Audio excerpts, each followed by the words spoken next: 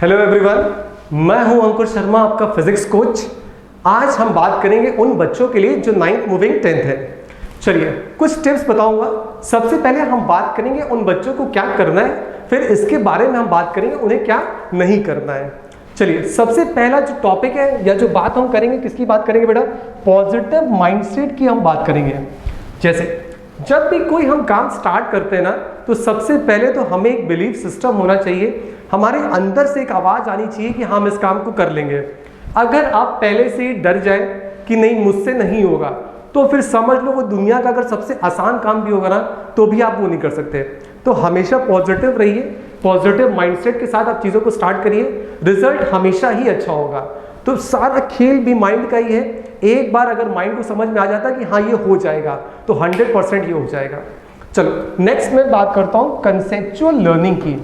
अभी जब हम क्लास 9 तक हम लोगों ने जो भी पढ़ाई करी है ना, तो हो सकता है हम लोगों ने उसको रट के भी पार कर लिया हो, नंबर्स ले आए हो, लेकिन हो सकता है हमें उतनी कंसेप्ट में क्लैरिटी ना हो। लेकिन क्लास 10th में आते ही क्या होता है कि मार्क्स तो लाने ही लाने हैं, लेकिन साथ साथ हमें हर एक कंसेप्ट को बहुत अच्छे से समझना भी है।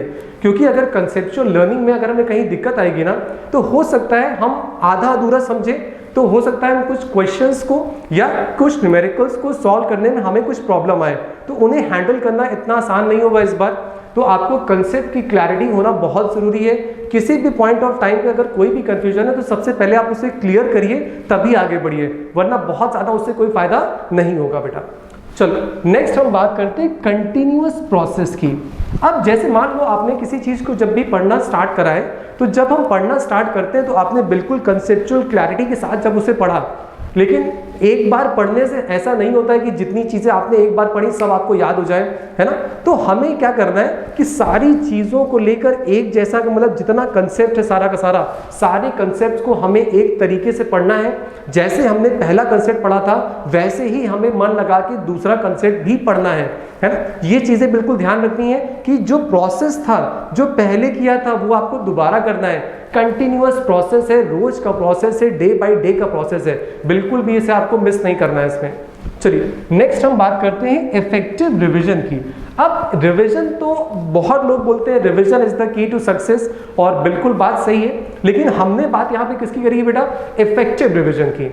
अब जैसे मानिए कोई चैप्टर जब आप स्टार्ट करते हो, तो जब हम चैप्टर को पढ़ना स्टार्ट करते हैं ना, तो वो 10 पन्ने पढ़े, 20 पन्ने पढ़े, आज मान लो आपकी कैपेसिटी थी। नेक्स्ट डे जब हम पढ़ेंगे ना, तो 20 + 20 40 पेजेस, फिर नेक्स्ट डे फिर 60 पेजेस, तो ऐसे हमारे पास नंबर ऑफ पेजेस बहुत ज़्यादा हो जाते हैं। तो हमें पता है कि रिवीजन बहुत इंपॉर्टेंट है, बहुत ज़्यादा मैटर करता है। तो हमारे पास कुछ टिप्स होनी चाहिए और ट्रिक्स होने चाहिए, है ना, कि हम रिवीजन बहुत शॉर्ट ड्यूरेशन में कर सकें। तो उनके लिए हम यहाँ पे माइंड मैप्स का यूज़ करेंगे, हम नोट्स के साथ साथ यहाँ पे शॉर्ट नोट्स का भी यूज़ करेंगे। जैसे एक पेज पे हमने एक चैप्टर को बना लिया, पहले तो जो चैप्टर पढ़ा था हम लोगों ने किताब में दिया है 50 पेज का, जो आपका नोट्स है उसमें आपने बनाया है मान लो 30 पेज पे, लेकिन जो रिविजन वाला आपका पेज होना चाहिए वो सिंगल पेज का होना चाहिए, वहाँ पे बहुत सारे शॉर्टकट्स होने चाहिए, एक माइंड मैप का हम यूज़ करेंगे। तो इसी तरीके से हम क्या करेंगे, रिविजन जल्दी कर पाएंगे, और अगर रिविजन जल्दी कर पाएंगे तो हम आगे की चीज़ें और अच्छे से पढ़ पाएंगे। इस वजह से हमको जो रिवीजन का रखना है उसको बहुत इफेक्टिव तरीके से उसे करना है, प्रोसेस बहुत इंपॉर्टेंट है इसका। नेक्स्ट हम बात करते हैं इंटरनल असेसमेंट्स की। ये बहुत बड़ा रोल प्ले करते हैं, क्योंकि मान के चलो जो हम पढ़ रहे हैं ना, हम किस हद तक पढ़ रहे हैं, हम सही पढ़ रहे हैं या गलत कर रहे हैं, ये कौन डिसाइड करता है? ये हमारे खुद के असेसमेंट्स डिसाइड करते हैं। हमें क्या करना है, जैसे मान लो रैंडम क्या है, कोई क्वेश्चन ले लिया या कोई PYQ उठा लिया, प्रीवियस ईयर क्वेश्चन, अगर वो क्वेश्चन हम कर पा रहे हैं तो समझ लो कि हमारी पढ़ाई बहुत अच्छी चल रही है ना। टेस्ट देने हैं आपको बिल्कुल रेगुलर, जो स्कूल्स में टेस्ट होते हैं, जो यहाँ पे टेस्ट होंगे, वो सारे टेस्ट कैसे बेटा आपको देने हैं रेगुलरली। अगर आप टेस्ट देते चले जा रहे हो, नंबर अगर आपके अच्छे आ रहे हैं, तो समझ जाइए क्या जो आपका पैटर्न है, जो आपका प्रोसीजर है, वो बहुत अच्छा है। तो इंटरनल असेसमेंट्स हमें टाइम टू टाइम करते रहना चाहिए। ये हमारी स्ट्रेंथ भी बताते हैं और हमारी वीकनेस भी बताते हैं। जब हमें स्ट्रेंथ पता लग जाएगी तो उसे और स्ट्रांग करेंगे, जो सेक्शन हमारा वीक रह जाएगा उसे हम और स्ट्रांग करने की पूरी कोशिश करेंगे। चलिए नेक्स्ट आते हैं हम टाइम मैनेजमेंट। दुनिया का कोई भी एग्जाम हो, जहाँ पे अगर आप टाइम मैनेज नहीं कर पाए ना, तो आती हुई चीज़ें भी आपसे छूट जाएंगी या हाथ में आया हुआ सिलेक्शन निकल जाएगा। तो टाइम मैनेजमेंट बहुत इंपॉर्टेंट है। जैसे मैं एग्जांपल बात करूँ तो ट्रेन की टाइम बात करूँ, जो ट्रेन का टाइम है जिस टाइम पे ट्रेन को जाना है वो चली जाएगी। अगर आप उस टाइम पे नहीं पहुंच पाए तो ट्रेन कभी भी आपके लिए नहीं रुकेगी, वो मिस हो गई आपसे। तो यही समझ लीजिए एग्जाम की बात है, टाइम मैनेजमेंट बहुत इंपॉर्टेंट है।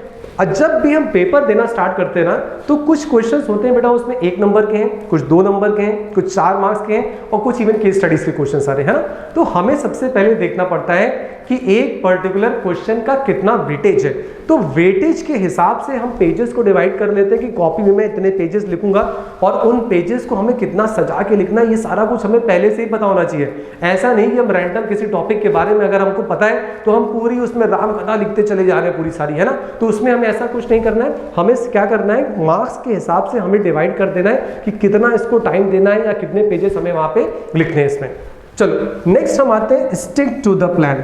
जैसे कोई काम जब आप करते हो, दुनिया का कोई काम हो पढ़ाई के अलावा, है ना, जब आप कोई काम करते हो तो आपसे गलतियां होती हैं। तो जब आपसे गलतियां होती हैं तो फिर आप क्या करते हो बेटा, सलाह लेना स्टार्ट कर देते हो, अरे मेरा तो ये काम गड़बड़ हो गया, मैं क्या करूं, है ना।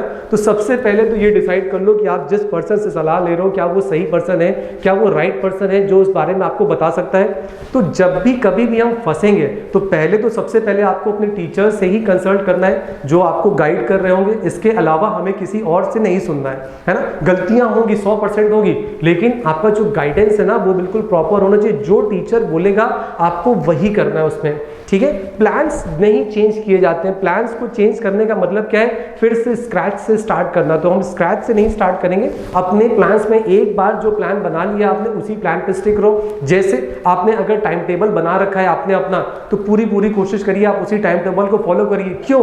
क्योंकि जब पहली बार टाइम टेबल बना था ना तो वो आपके जोन के हिसाब से बनाया गया था। अब आप अगर टाइम टेबल बार बार चेंज करोगे ना तो समझ जाइए पहली बात तो आपको अपना जोन चेंज करना पड़ेगा।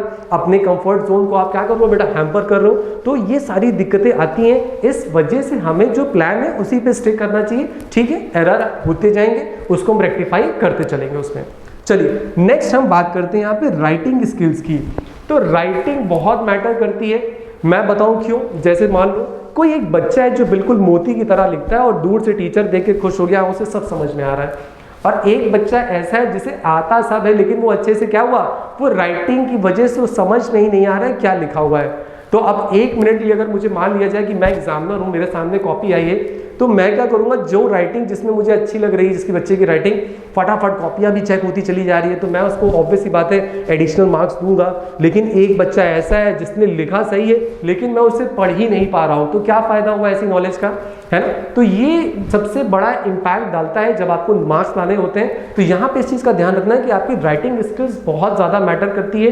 इसी में मैं प्रेजेंटेशन की भी बात ऐड करना चाहता हूँ कि जब आप कॉपी लिखेंगे ना तो आपको क्या करना है बेटा, बहुत अच्छी प्रेजेंटेशन देनी रहती है कि जो भी कॉपी चेक करे, कोई भी एग्जामिनर हो वो आपकी कॉपी से एकदम खुश हो जाए। एक और बात है, जैसे अगर मान लो ये सब हमने नहीं करा, जैसे क्वेश्चन नंबर 1 पहले नहीं करा, पहले हमने कर दिया क्वेश्चन नंबर 9, फिर कर दिया क्वेश्चन नंबर हमने 2, फिर कर दिया, रैंडम क्वेश्चन हम करते चले जा रहे हैं जो हमें आता है, हमने तो कर दिया, इसके बाद वो कॉपी दोबारा चेक भी तो होगी। अब समझो एग्जामिनर है, उसके पास 100 कॉपियां हैं, उसमें से पहले वो 100 कॉपियों से पहले 99 कॉपी चेक कर चुका है कि जो पहले बिल्कुल प्रॉपर पैटर्न के हिसाब से सारे क्वेश्चंस बच्चों ने करे थे। आपने क्या कर रखा है बेटा, उसमें बिल्कुल रैंडम कर रखा है। तो पहली बात तो ढूंढने में टाइम वेस्ट हो जाएगा एग्जामिनर का, तो एग्जामिनर फ्रस्ट्रेट होना स्टार्ट हो जाएगा क्योंकि उसको कॉपी चेक करने के लिए आपको कुछ मनी पैसे भी मिल रहे हैं, है ना। तो वो एडिशनल अमाउंट आपकी जगह लगा रहा है कि भाई मान के चलो मेरा टाइम यहाँ पे कैसा हो रहा है बेटा, किल हो रहा है। तो ये एक इशू आता है, प्रेजेंटेशन भी बेकार है, राइटिंग भी बेकार है और रैंडम कर रखा है, तो समझ जाओ बिल्कुल आपके नंबर क्या है वो आपको कहीं ना कहीं बहुत कम मार्क्स देके वो आगे निकल जाएगा, ठीक है। चलो नेक्स्ट हम बात करते हैं ट्रस्ट फैक्टर की। ये एक ऐसा फैक्टर है जो बना भी सकता है और बिगाड़ भी सकता है ना। ट्रस्ट फैक्टर की मैं ऐसी बात करता हूँ कि जब हम छोटी क्लासेस में थे या बचपन में जब आप स्कूल में गए तो टीचर ने आपको क्या सिखाया बेटा, ए फॉर एप्पल, है ना। तो आज भी याद है A for apple, B for ball. तो ये सारी चीजें हम लोग को आज भी क्यों याद है, क्योंकि जब हम क्लास में गए थे ना तो इस सिस्टम, इस बिलीफ सिस्टम से गए थे, इस ट्रस्ट से गए थे कि जो टीचर हमें पढ़ा देगा, है ना, वही है सब कुछ, बाकी इसके बाद दुनिया जो कहे हमें कोई फर्क नहीं पड़ता। इवन उसके पेरेंट्स भी अगर उससे बोलने लगे ना कि ए से ए फॉर एप्पल नहीं होता है तो वो नहीं मानेगा, जबकि ए से बहुत सारे वर्ड्स हैं लेकिन हमें याद कौन सा है बेटा, ए फॉर एप्पल। क्योंकि वो जो बिलीफ था, वो जो प्योर ट्रस्ट था टीचर्स के प्रति हमारे पास है ना, तो उस चीज का हमेशा ध्यान रखना है आपको। जो भी टीचर आपको पढ़ा रहा है उन्हें जज मत करिए बहुत ज्यादा, आप उन पे ट्रस्ट करिए, उन पे भरोसा करिए, है ना, आपकी लाइफ बहुत अच्छी जाएगी बेटा। चलो ये तो बड़ी अच्छी अच्छी बातें थी जो एक बच्चे को करनी चाहिए। अब मैं बात करूंगा कुछ ऐसे मिस्टेक्स के बारे में जो हमें नहीं करनी चाहिए। तो सबसे पहली और सबसे बड़ी मिस्टेक है, उसका नाम क्या है बेटा? प्रोक्रास्टिनेशन। प्रोक्रास्टिनेशन का मतलब क्या होता है कि टालने की आदत। और ये आदत ऐसा नहीं कि सिर्फ स्टूडेंट्स में ही होती है, ये आदत हम सब में होती है। हम सबको भी ऐसे ही काम करने की आदत होती है कि लास्ट टाइम में करेंगे। जैसे कोई प्रोजेक्ट सबमिट करना होता है, अगर उसके लिए 7 डेज का टाइम है तो 6 डेज तो हम मजे करते हैं यार दे देंगे, लेकिन जिस दिन उस प्रोजेक्ट का सबमिशन होता है ना, फिर आदमी सुबह से लेकर रात तक उसको करता है और बिल्कुल लास्ट टाइम से 1 मिनट पहले वो सबमिट करता है। ऐसी ही कहानी हमारी भी हो जाती है। हमें ये पता है कि चलो बोर्ड का एग्जाम तुम्हारा 1 साल के बाद होता है, तो हम क्या करते हैं, चीज़ों को टालते हैं कि चलो पहले टेस्ट दे लेते हैं, फिर इसके बाद हाफ ईयरली का असेसमेंट देखेंगे, फिर लास्ट में देखेंगे हो जाएगा। लेकिन अगर हो गया तो बहुत अच्छी बात है, और मान लो ना हुआ तब, तो हमारा जो करियर है 10th का, तो 10th क्लास से करियर बिल्ड होता है, तो पहला ही स्टेप हमारा खराब हो जाएगा। तो सबसे पहली बात तो हमें ये जो टालने की जो आदत है ना, इसे टालना है, ठीक है। तो इस चीज को आपको ध्यान रखना है। नेक्स्ट हम बात करते हैं ओवर थिंकिंग की। अब ओवर थिंकिंग की हम बात इसलिए कर रहे हैं कि प्रेशर नहीं लेना है आपको। आपने इतने सारी चीजें आपने एक साथ सोच लिया कि मेरा एग्जाम है, ये कैसे होगा, इसमें तो इतने चैप्टर्स आते हैं, आपने काउंट करना स्टार्ट कर दिया सारे चैप्टर्स में कि मुझे तो हिस्ट्री में मेरा इंटरेस्ट है, लेकिन इसमें तो साइंस भी आ रहा है, इसमें मैथ्स भी आ रहा है। तो सोच सोच के हम लोगों ने क्या, जो प्रॉब्लम थी नहीं, हो सकता बहुत सारी प्रॉब्लम्स को हमने खुद अपने दिमाग में क्रिएट कर लिया है। तो सबसे बड़ी बात सिर्फ इतनी कि ओवर थिंकिंग की वजह से प्रेशर आता है, उस प्रेशर को हमें क्या अपने ऊपर क्या है बेटा, आने नहीं देना है, बिल्कुल सोच सोच के बिना मतलब का। अरे प्रॉब्लम है, उसका रेक्टिफिकेशन है। तो ओवर थिंकिंग की वजह से क्या होता है, कभी कभी बच्चे डिप्रेशन में चले जाते हैं, और डिप्रेशन में जाने के बाद क्या होता है, फिर उनको चीज़ों में मजा नहीं आती है। तो ये सारी चीज़ें क्या होगा, हम पर हावी ना हो। तो सबसे बड़ी बात है, बिल्कुल ओवर थिंकिंग को आपको क्या करना है बेटा, अवॉइड करना है। नेक्स्ट हम बात करते हैं रिजल्ट ओरिएंटेड अप्रोच। अब काम करना भी आपने स्टार्ट ही किया, अभी काम किया भी नहीं है, लेकिन आप किसके बारे में सोच रहे हो बेटा, रिजल्ट के बारे में सोच रहे हो। जैसे अब हाई स्कूल में आए या क्लास 10th में आए, नहीं मुझे 100% ही लाना है, या मुझे 98% लाना है, 97% लाना है, ठीक है, चलो अच्छी बात है, पॉजिटिव माइंडसेट है। लेकिन अगर मान लो मेरा 98% नहीं आया, है ना, तो अब ये क्या हो गया कि हमने एक वैल्यू दे दी, हमने खुद पर एक प्रेशर एडिशनल ऐड कर दिया कि नहीं, हमने एक टारगेटलेस स्टडी के बारे में बात करी कि इतना % अगर नहीं लाऊंगा तो मैं बेकार हो जाऊंगा, है ना। तो ये सारी चीजें क्या है, ये हमें अवॉइड करना है, रिजल्ट के बारे में बिल्कुल नहीं सोचना है।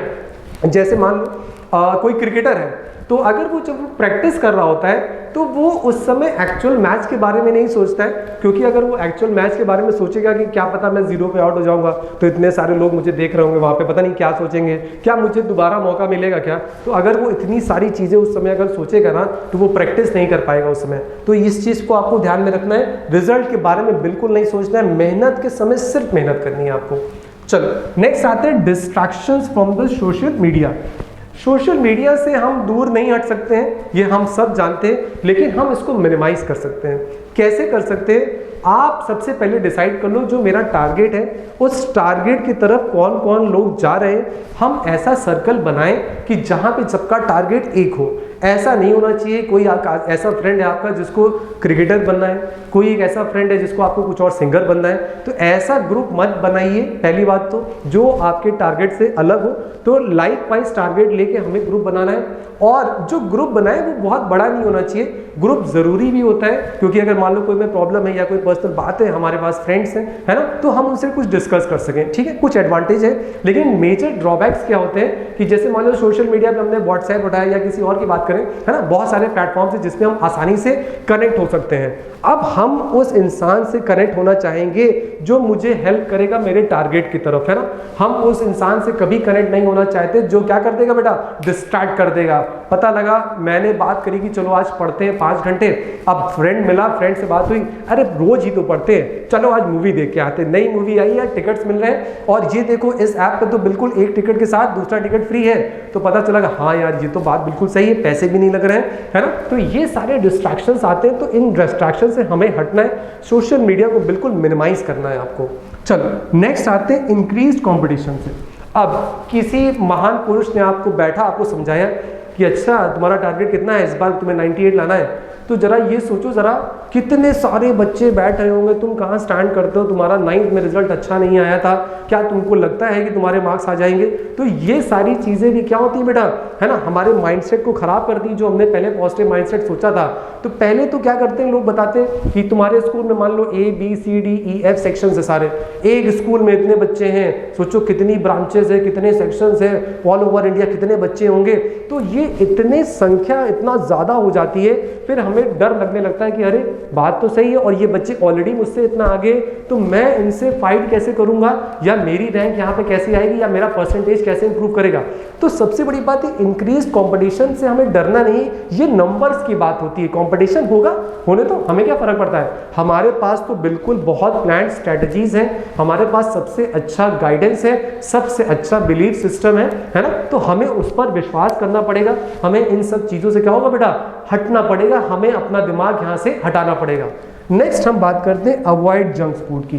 तो जैसे जितनी आप मेहनत सोच रहे हो, हम मेहनत तभी कर पाएंगे जब हम हेल्दी रहेंगे, और हेल्दी रहने के लिए हमें क्या अच्छे अच्छे खाने की ज़रूरत है। तो इंस्टेंट फूड्स को आप अवॉइड करिए, जनरली जंक फूड्स की हम बात कर रहे हैं, है ना। घर में बना लो, जैसे घर में आपके पेरेंट्स या कोई सिस्टर है या मदर है, कोई बना दे, चलो ठीक है, कभी कदार चल गया, लेकिन बाहर का जंक फूड आपको बिल्कुल नहीं खाना है, क्योंकि हो सकता है अगर आप इसको खाते हैं, अगर आप 15 दिन के लिए बीमार हो गए, तो आप समझ जाइए जो आपका प्लान था वो सारा डिस्टर्ब हो जाएगा। हो सकता है 3 महीने आपने कंटिन्यूअस मेहनत करी, कड़ी तपस्या करी, लेकिन उसके बाद आप बीमार पड़ गए, तो फिर सारी मेहनत जो थी, है ना, वो आपकी कैसी हो जाएगी बेटा, डाउन हो जाएगी या बिल्कुल जीरो की तरफ आ जाएगी। तो इन फूड्स को हमें अवॉइड करना, बिल्कुल जंक फूड से हमें दूर रहना है। चलिए कोशिश करता हूँ आप इन चीज़ों को फॉलो करोगे बेटा, है ना। Thank you.